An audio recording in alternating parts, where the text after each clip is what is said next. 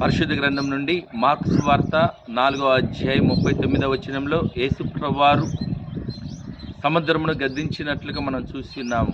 ప్రభువారు గద్దించగానే గాలి సముద్రము మిక్కిలి నిమ్మలమైనట్లుగా మనం చూస్తున్నాం. ప్రియులారా, యేసు ప్రభువారు మన జీవితంలో వచ్చే కూడా శ్రమలనే సముద్రాన్ని, విచారం అనే సమస్యల్ని, దిగులనే సమస్యల్ని, దుఃఖం అనే శోధనను ప్రభు గద్దించి వాటి నుంచి మనకు విడుదల కలగజేసే గొప్ప దేవుడై ఉన్నాడు మన ప్రభు అయిన యేసుక్రీస్తు వారు.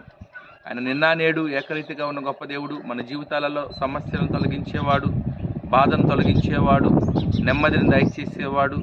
ఆయన మెండైన ఆశీర్వాదాలు మనకు దయచేసే గొప్ప దేవుడై ఉన్నాడు. కనుక నీవు నేను మనందరం కూడా శ్రమలు వచ్చినా, సమస్యలు వచ్చినా, బాధలు వచ్చినా, వేదనలు వచ్చినా యేసు ప్రభువారి సన్నిధిలో మనం ప్రార్థించి ఆయన మనం బ్రతిమలాడుకున్నప్పుడు, మన సమస్యలు ఆయనకు చెప్పినప్పుడు ప్రభువారు మన సమస్యలను తొలగించే గొప్ప దేవుడై ఉన్నాడు. ఆ దినాన శిష్యులు యేసు ప్రభువారి దగ్గరికి వెళ్ళి ఆ సమస్యలు చెప్పినప్పుడు తుఫాను ఏ విధంగా గద్దించి ఉన్నాడో, ఈ దినాన మన సమస్యలు కూడా ప్రభువు చెప్తే ఆయన ఆ సముద్రం లాంటి సమస్యలను గద్దించి మనం రక్షించే దేవుడై ఉన్నాడనేసి తెలియజేయచ్చు. దేవుడి వాక్యమును దీవించునుగాక. ఆమేన్.